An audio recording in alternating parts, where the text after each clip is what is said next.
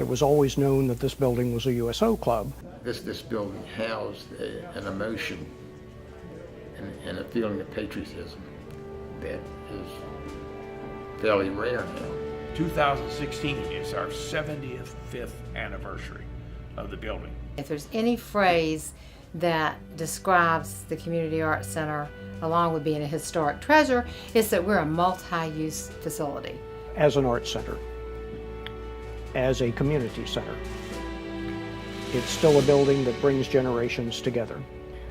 When men and women fought in World War II, they weren't just defending their country.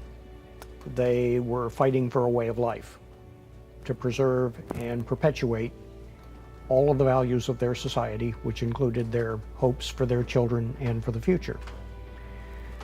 That's what they did at the time, and that's what this building has been doing ever since.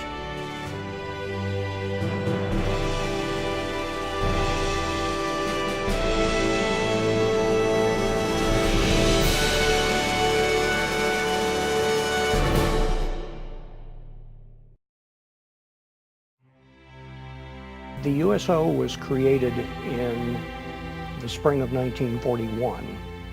That's actually before the United States became involved in World War II.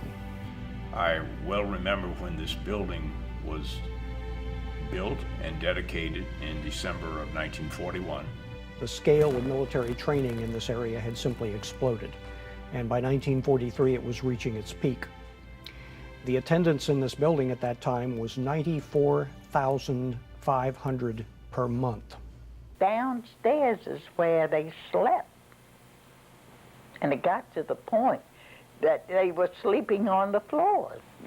You had to help these boys. It wasn't easy being a soldier.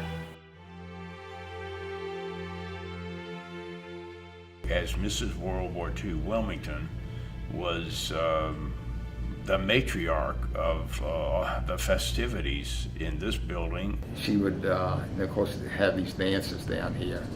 And then she would get involved with theatrical productions, entertaining soldiers, trying to buck up their morale. They had a piano near the fireplace. That was my job.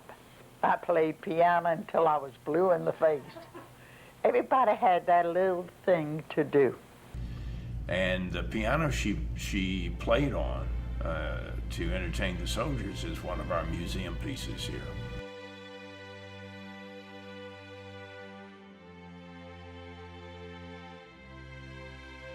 The USO Club actually survived the war by about 8 months. It didn't close until the summer of 1946. The building then, after the war, was called the Community Arts Center.